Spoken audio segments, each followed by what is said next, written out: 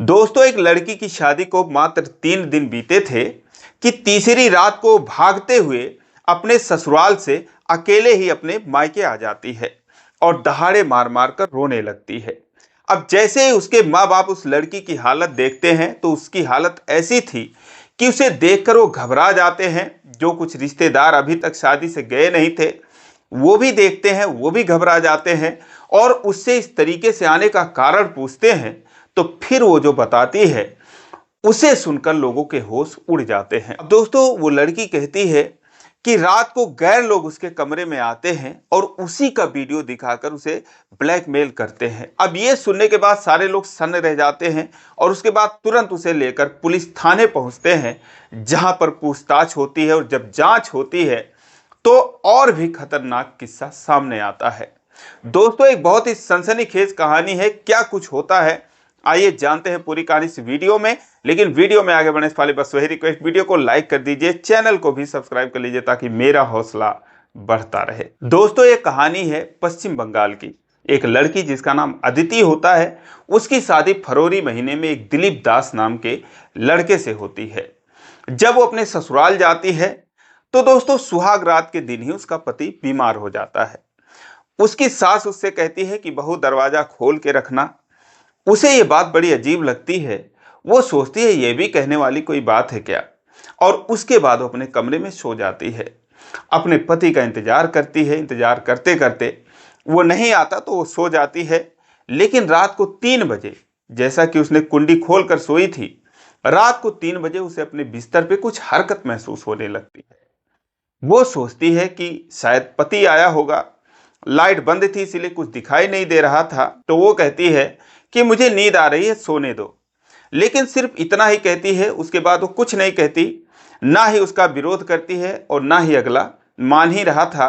वो सोचती है चलो कोई बात नहीं, सुहागरात की जो औपचारिकताएं हैं पति को पूरी कर लेने दो। वो भी थोड़ी एक्टिव हो जाती है। लेकिन जब वो अपना हाथ इधर उधर घुमाती है और जब हाथ उस चेहरे पर जाता है तो वो हैरान हो जाती है, क्योंकि वो उसका पति नहीं था, कोई और था। क्योंकि उसके चेहरे पर दाढ़ी थी जबकि उसके पति के चेहरे पर कोई दाढ़ी नहीं थी। वो चौंक जाती है, कहती है कौन है ये, कौन हो तुम। वो कहता है कि चुप हो जाओ, कोई बात नहीं, मुझे ही भेजा गया है और कोई कुछ कहेगा नहीं। लेकिन वो उठ के बैठ जाती है। वो कहती है तुम कौन हो। जोर जोर से वो चिल्लाने लगती है और फिर वो बेड से उतरकर भागकर बोर्ड के पास जाती है लाइट जलाने के लिए। लेकिन जब तक वो लाइट जलाती तब तक वो शख्स उस कमरे से निकलकर भाग चुका था। अब वो बुरी तरीके से घबरा जाती है। लाइट जलने के बाद देखती है कोई नहीं। फिर इधर उधर देखती है, कमरे में कोई नहीं। फिर वो कुंडी मार लेती है और थर थर कांपने लगती है। सोचती है कौन है। फिर सोचती है शोर मचाऊं, किसको बुलाऊं। लेकिन चूंकि उसकी पहली रात थी तो इसीलिए वो कुछ समझ नहीं पाती। और फिर उसके बाद वो अपने बेड पर आ जाती है, सोने की कोशिश करती है, लेकिन डर के मारे उसे नींद नहीं आती। उसके बाद जब सुबह होती है तो उसका पति जो दिलीप दास था वो कमरे में आता है। वो कहती है कि तुम कहाँ सो गए थे। तो वो कहता है कि मेरी तबीयत खराब थी, मैं बगल वाले कमरे में सोया था, रिश्तेदारों के साथ सोया था। वो बोली क्या हो गया था, अभी ठीक हो या अभी भी तबीयत खराब है तुम्हारी। वो बोलता है कि नहीं, अभी भी मैं ठीक नहीं हूँ। वो बोलती है ऐसा क्या हो गया था, और तबीयत खराबी थी तो अपने कमरे में सोए, क्या तुम रात को आए नहीं। वो बोलता है कि नहीं, मैं तो नहीं आया, मैं तो अभी आ रहा हूँ, क्यों क्या हुआ। अब वो असमंजस में पड़ जाती कि इसको बताऊं या ना बताऊं। फिलहाल वो नहीं बताती है। उससे सवाल जवाब करने लगती है कि तुम यहाँ पर क्यों नहीं सोए। वो कहता था कि मैं सोच रहा था कि कहीं तुम्हारी भी तबीयत ना खराब हो जाए। तो वो कहती है कोई छुआछूत की बीमारी है क्या तुमको, क्या हुआ है तुम्हें, और मैं समझ नहीं पा रही हूँ क्या नौटंकी चल रही है। मुझे बोला गया कुंडी खोल के सोना और उसके बाद तुम आए नहीं। ऐसे भी कौन सी तुम्हारी तबीयत, देखने में ठीक ठाक लग रहे हो, क्या चल रहा है यहाँ पर, मैं समझ नहीं पा रही हूँ। वो कहता है कि कुछ नहीं। उसके बाद उठकर वो जाने लगता है। वो कहती है कहाँ जा रहे हो। तो कहता है कि रिश्तेदार आए हैं, बहुत सारे रिश्तेदार हैं, उनको इधर उधर छोड़ना है।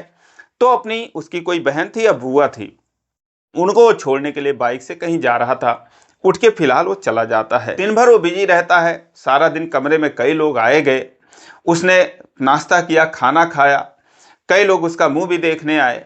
लेकिन वो उस शख्स को ढूंढ रही थी कि आखिर वो शख्स कौन था जो रात को कमरे में आया था, क्योंकि उसकी नजरें बस उसी पर टिकी थी, उसी को ढूंढ रही थी, लेकिन ऐसा कोई दिखता नहीं है।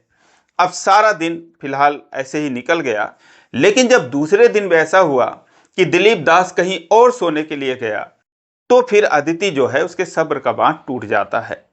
वो जाती है उसके पास जहां पर वो सोया था और उसके बाद उसे कहती है कि यहाँ पर क्यों सो रहे हो, चलो अपने कमरे में सो। वो कहता है मेरी तबीयत ठीक नहीं है। वो कहती है तो तुम्हारी तबीयत ठीक नहीं है तो मैं क्या आपको खा जाऊंगी या आपके साथ में क्या करूंगी, आप चलो अपने कमरे में सो। अब सारी जो औरतें थीं, दो चार औरतें वो आ जाती हैं, उसकी सास आ जाती है। वो कहते हैं कि इतनी बेशरम दुल्हन तो नहीं देखी कि जो खींच कर अपने पति को अपने कमरे में ले जा रही हो। तो अदिति का पारा इतना सुनते ही गर्म हो जाता है। वो कहती है कि मैंने भी ऐसा घर नहीं देखा कि पराई लड़की को अकेले कमरे में छोड़ दिया जाए मरने के लिए, और पता नहीं कौन आए क्या करे, कुछ किसी को खबर नहीं है। हालांकि वो ये नहीं कहती कि उसके साथ क्या हुआ था, लेकिन इशारों इशारों में बताने की कोशिश करती है। लेकिन उसके बावजूद जो है वो कमरे में आने के लिए तैयार नहीं था। अदिति उसे कहती है नहीं तुम्हें चलना पड़ेगा, मैं अकेले सोऊंगी क्या। फिलहाल उसकी सास कहती है ठीक है ये जा रहा है सोएगा, लेकिन इसको तुम परेशान मत करना, और इसकी तबीयत खराब है। अब अदिति कहती है तबीयत खराब है, लेकिन देखने में तो ठीक ठाक लग रहे हैं, ऐसी तो कोई तबीयत खराब नहीं है, और क्या चल रहा है ये मैं समझ नहीं पा रही हूँ। फिलहाल जब वो लोग सोचते हैं कि बहुत बवाल हो जाएगा, तो फिर दिलीप दास को उसके कमरे में भेज देते हैं। और जैसे वो कमरे में जाती है तो कुंडी लगा के और उसके बाद उसका क्लास लेने लगती है कि हाँ बताओ क्या बात है, क्या नौटंकी चल रही है, देखने में तुम ठीक ठाक लग रहे हो और मैं समझ नहीं पा रही हूँ क्या ऐसी कमी रह गई है कि जिसका तुम लोग बदला ले रहे हो। दिलीप दास जो है वो सर झुकाए कुछ बोलता नहीं है। फिर वो उसके बाद बोल चाल के अपना सो जाती है, और उसके बाद दिलीप दास भी बगल में सो जाता है। वो सोचती है कि कुछ ये पहल करेगा अपनी तरफ से, लेकिन वो दूसरी तरफ फिर करवट बदल लेता है, चद्दर ओढ़ लेता है। फिर वो सोचती है कि चलो मैं ही बात करती हूँ, उससे बातचीत करने की कोशिश करती है। जैसे उसके पास आती है तो वो उससे दूर भागने लगता है। वो कहती है कि क्या है ये, और दूर तुम क्यों भाग रहे हो। तो दिलीप दास कहता है कि मुझे तुम्हारे अंदर कोई इंटरेस्ट नहीं है, तुमसे मुझे कोई इंटरेस्ट नहीं है, और मैं तुम्हारे साथ कुछ नहीं कर सकता, तुम्हें हाथ भी नहीं लगा सकता। वो हैरान हो जाती है, बोलती है क्यों, किसी और से प्यार करते हो क्या। तो वो कहता है कि हाँ, और उसके बाद एक लड़के का नाम बताता है जिसका नाम चार्ली होता है। दोस्तों वो एक समलैंगिक था, गे था, जो कि चार्ली नाम के लड़के से जो है उसका संपर्क था। कोलकाता में 3-4 सालों से काम कर रहा था और तभी से उसका उससे संपर्क था। अब जैसे अदिति ये बात सुनती है तो उसे दिलीप दास से एकदम नफरत हो जाती है, अपना आपा खो देती है।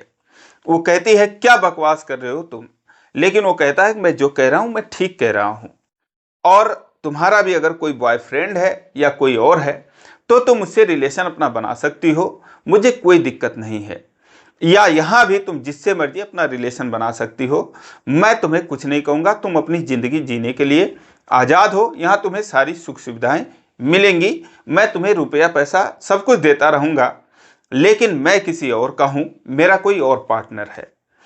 अब जब ये सुनती है कि मैं किसी और के साथ यहाँ पर रह सकती हूँ, या फिर कोई बॉयफ्रेंड है उसके साथ अपना मैं जो है रिलेशन रख सकती हूँ, तो उसे एक थप्पड़ जड़ देती है। कहती है दिमाग खराब है क्या तुम्हारा, मैं सिर्फ इसीलिए आई हूँ और धोखा किए हो तुम लोग, अब तुम मुझे मेरे घर पे पहुंचा दो।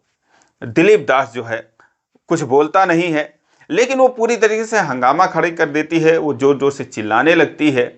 तो फिर सारे लोग कमरे में आ जाते हैं। अब वो लोग कहते हैं क्या हुआ, तो फिर वो कहती है कि ऐसी ऐसी बात है, तुम लोगों ने धोखा किया है, मैं तुम लोगों को किसी को छोड़ूंगी नहीं, यहाँ से जाने के बाद देख लेना मैं क्या करूंगी सब लोगों के साथ। उसके बाद जो है दिलीप दास जो था वो कहता है कि देख लिया, मैं इसीलिए कह रहा था कि मेरी शादी मत करो, और मैं अपने पार्टनर के साथ ही खुश था, लेकिन तुम लोग माने नहीं, तुम लोग बोले कि मुझे कोई दिक्कत नहीं होगी, अब यही देख लो, संभालो इसको। उसकी माँ दिलीप दास के ऊपर बिगड़ जाती है, उसका बाप भी बिगड़ जाता है। कहते तेरी भलाई के लिए किया था, लेकिन तू ही नालायक है, निकम्मा है, नाक कटाने पे लगा हुआ है। लेकिन अब वो कहती है कि मुझे यहाँ नहीं रहना, मुझे अपने घर जाना है। लेकिन तभी वो शख्स आता है कमरे में, जो कि दाढ़ी वाला था। वो उसी का देवर होता है, उसका छोटा भाई दिलीप दास का, उसका नाम राजू होता है।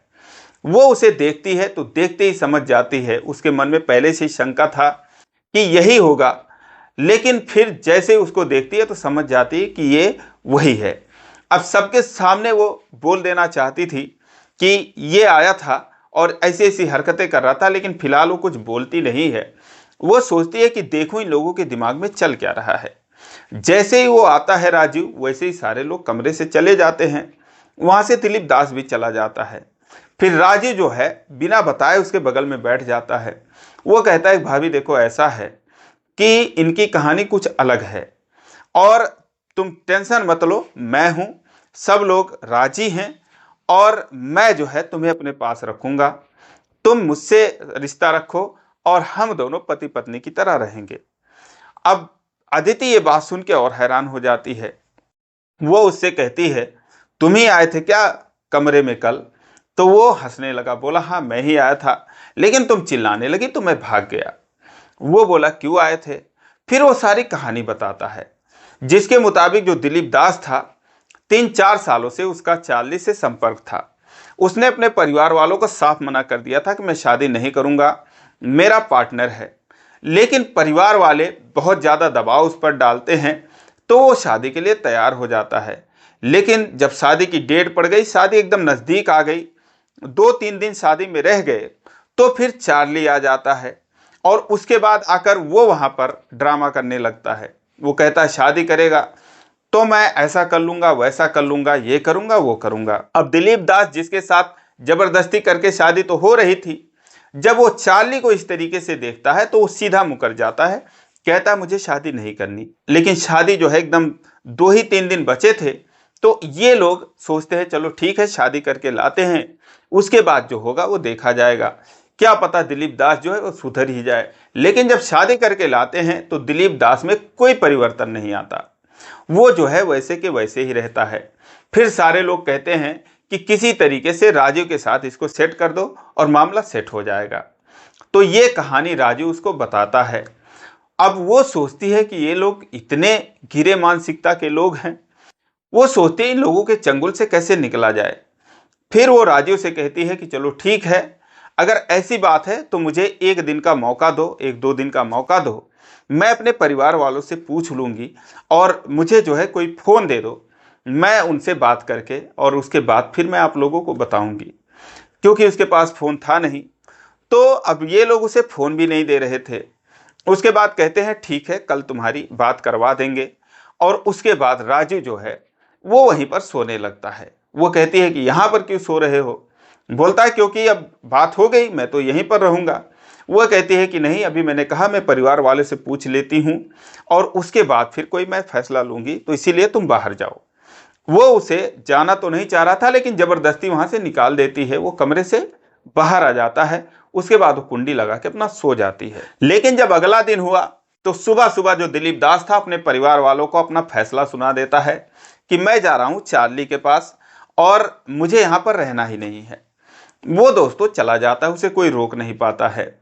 और इधर जो राजू था वो दिन भर कमरे में आता रहा, पूछता रहा कि क्या हुआ, क्या फैसला लिया तुमने, क्या बात हुई। वो बोला कि फ़ोन दे दो, मुझे मेरे पेरेंट्स से बात करनी है। लेकिन वो कहता है कि नहीं, पहले तुम अपना फैसला सुनाओ कि तुम क्या जान चाहती हो। उसके बाद वो कहती है, जब समझ जाती है कि ऐसे ये बात नहीं कराएगा, तो वो कहती है ठीक है मैंने फैसला ले लिया है, मेरी तरफ से हाँ है, लेकिन मैं अपने माँ बाप से बात करना चाहती हूँ। अब वो फिर भी फ़ोन नहीं देता। वो कहता ठीक है जब तुम राजी हो तो फिर और कोई क्या करेगा, मेरे घर वाले भी राजी हैं, तो माँ बाप से बात करने की क्या ज़रूरत है। अब दोस्तों जब शाम हुई तो अदिति का जो ससुर था वो कमरे में आ जाता है। वो अदिति से पूछता है कि बहू क्या सोचा तुमने? वो कहती है मैं हाथ जोड़ती हूँ, मुझे मेरे घर पे भिजवा दो, मुझे यहाँ पर नहीं रहना। वो कहता है कि अब ये रिश्ता इतने आसानी से ख़त्म होगा नहीं, तुम कितना भी छटपटा लो, तुम्हें यहीं पर रहना है। और वो ना सही तो कम से कम एक बेटा है, उसके साथ रहना पड़ेगा। अब वो जो है रोने लगती है, कहती है कि अपने बेटे को तो तुम मना नहीं पाए, उसको तो तुम सुधार नहीं पाए और मुझे तुम जबरदस्ती रखोगे, मैं तुम लोगों को छोड़ूंगी नहीं। उसके बाद वो भी धमकाता है कि यहाँ पर रिश्ते बनाने वाले बहुत से लोग हैं, सोच लेना, तमीज से रहो और यहीं पर तुम्हें रहना पड़ेगा। इतना कहकर वो चला जाता है। लेकिन जो राजीव था उसके मन में बहुत ही खतरनाक खिचड़ी पक रही थी।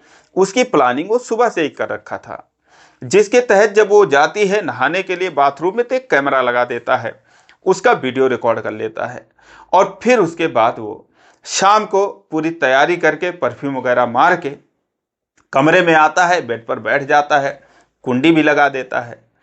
अदिति कहती है कि तुम यहाँ पर क्यों बैठ रहे हो? तो वो बोलता है कि क्या फैसला लिया तुमने, अब तुम बताओ। वो बोलती है कि मैंने फैसला ले लिया है, मुझे यहाँ नहीं रहना, इस परिवार में नहीं रहना, मैं अपने घर जाऊंगी। लेकिन फिर वो कहता है कि बैठो तो मैं एक चीज दिखाता हूँ। अब वो मोबाइल में उसी का वो वीडियो दिखाने लगता है। वो रोने लगती है, हाथ जोड़ती है, कहती है इसे डिलीट कर दो, मुझे छोड़ दो, मुझे माफ करो। लेकिन वो कहता है कि बिल्कुल नहीं, तुम्हें यही रहना पड़ेगा। अब अदिति सोचती है कि लोगों से इतना जल्दी छुटकारा नहीं मिलेगा। वो कहती है चलो ठीक है, लेकिन वीडियो बनाने की क्या ज़रूरत थी, और तुम इसे डिलीट कर दो, मैं तुम्हारे साथ ही रहूँगी। मैंने सोच समझ लिया है कि मुझे तुम्हारे साथ रहना है। लेकिन वो कहता है कि ये वीडियो मैं तभी डिलीट करूँगा जब हम दोनों पति पत्नी बन जाएंगे, यानी कि जब हमारा रिलेशन बन जाएगा। अब अदिति जो है वो कहती है ठीक है, लेकिन अभी मेरी फ़िलहाल तबीयत खराब है, मेरा पेट दर्द कर रहा है, 2 दिन के लिए मुझे और मौका दे दो, आज के लिए मुझे माफ़ कर दो। वो बहुत कहती है, रिक्वेस्ट करती है। पहले तो राजू नहीं मान रहा था, लेकिन हाल फिलहाल वो मान जाता है जब उसे विश्वास हो जाता है कि अब अदिति जो है वो काबू में है, वो कहीं नहीं जाने वाली। लेकिन फिलहाल वो वहीं पर रहता है, वहीं पर सो जाता है और अपना मोबाइल कहीं और छुपा देता है जिसमें कि वो वीडियो था। अब वो बगल में लेटकर बड़ी बड़ी बातें करता है, बड़े बड़े सपने देखता है। लेकिन अदिति जो है उसके मन में कुछ और ही चल रहा था। जब रात गहरी हो गई तो बातें करते करते राजू सो जाता है। अदिति जो है वो उठती है, उसका तो मन करा कि यहीं पर इसका गला दबा दूं, लेकिन फिलहाल उसे वहां से निकलना था। उसके बाद धीरे से वहां से निकलती है, वहां से भागती है और करीब 9 किलोमीटर वहां से जब वो पहुंच जाती है आगे, आधी रात को, अंधेरी रात में किसी तरीके से, तब जाकर यहाँ पर इन लोगों को शायद पता चलता है कि वो तो चली गई। अब इधर ये लोग उसे ढूंढने लगते हैं और फिर इधर उधर निकलते हैं ढूंढने के लिए। लेकिन अदिति जो है उसे एक बाइक वाला मिल जाता है इत्तेफाक से, तो उससे वो हाथ पैर जोड़ती है, कहती भैया मैं ऐसी सी मुसीबत में हूँ, मुझे तुम मेरे मायके पहुंचा दो किसी तरीके से। वहां से भी उसका घर 30-35 किलोमीटर था, ससुराल से उसका घर 40-45 किलोमीटर था। तो वो उसे बाइक पर बिठाता है और मौके की नजाकत को समझता है, उसे वो उसके मायके छोड़ देता है। लेकिन घर के पास ही छोड़कर वो भाग जाता है, क्योंकि वो सोचता है कि अभी थाना पुलिस होगा तो इसमें बीच में क्यों फंसना। फिलहाल उसने अदिति को बचाकर वहां पर ले जाकर छोड़ दिया। अब जब अदिति को उसके घर वाले देखे तो हैरान हो गए। जब सारा कारण पूछे तो सारी कहानी वो रो रो के बताने लगी। उसके बाद वो लोग तुरंत उसको लेकर पुलिस थाने जाते हैं, और जहां पर जब पुलिस सुनती है मामला तो मामला बहुत संगीन था, कार्रवाई करती है। अब एक दिन वो छानबीन में लगा देती है, दूसरे दिन वो जाकर उसके ससुराल के 5 लोगों को हिरासत में लेती है। अब वो लोग जो है दिलीप दास को भी बुलवा लेते हैं, उस पर दबाव बनाते हैं कि हम लोग फंस जाएंगे, वरना तू जो है आकर इसको एक्सेप्ट कर और बोल दे कि मैं मजाक कर रहा था और मैं इसके साथ ही रहूंगा। दिलीप दास वही बोलता है। जब उन लोगों को हिरासत में लिया जाता है, पूछताछ की जाती है, कहता है कि मैं जो है और मजाक कर रहा था, मैं कोई समलैंगिक नहीं हूँ, मेरा और अदिति का पति पत्नी का रिश्ता है, मैं उसे अपने पास रखना चाहता हूँ। लेकिन अदिति तैयार नहीं हुई, अदिति के घर वाले तैयार नहीं हुए। जैसे ही ये सारी बातें हो रही थी, उधर से चार्ली आ जाता है। चार्ली जो है वो कहता है कि ये परिवार वालों के दबाव में आकर ये सब कह रहा है। वहाँ पर बहुत हंगामा होता है। इधर अदिति कहती है मैं कभी भी इस घर में नहीं जाऊंगी और मुझे FIR करवाना इन लोगों के ऊपर। फिलहाल यही होता है कि उन लोगों के ऊपर FIR होता है, कई गंभीर धाराएं लगाई जाती हैं। पुलिस वाले जब चार्ली से पूछते हैं तो चार्ली कहता है कि हम दोनों एक दूसरे के बिना जी नहीं सकते। जैसे इसको वहां से बुलाया गया कि आओ यहाँ पर मामला ऐसा हो गया है, तुम अगर नहीं आओगे तो हम लोग फंस जाएंगे। तैसे ही दिलीप दास चार्ली से कहता है भाई तू भी पीछे चल, और जैसे ही मैं पुलिस के सामने कुछ कहूंगा तो तू बीच में आ जाना। तो इस तरीके से हम दोनों जो है एक साथ हो लेंगे। तो इस तरीके से ये सब चला। अब दोस्तों इस तरीके से एक लड़की की जिंदगी खराब हो गई, लेकिन इसमें गलती किसकी थी? क्या दिलीप दास की थी, या उसके माँ बाप की थी, या फिर अदिति के घर वालों की थी? तो आप कमेंट करके जरूर बताएं कि इसमें गलती किसकी है और ऐसे लोगों के साथ क्या किया जाए। तो दोस्तों ये रही कहानी। आज के लिए बस इतना ही। वीडियो अच्छी लगी हो तो वीडियो को लाइक नहीं किया तो लाइक कर दीजिए, चैनल को सब्सक्राइब कर लीजिए इसी प्रकार की कहानियों के लिए। फिर मिलेंगे अगले वीडियो में, तब तक के लिए जय हिंद।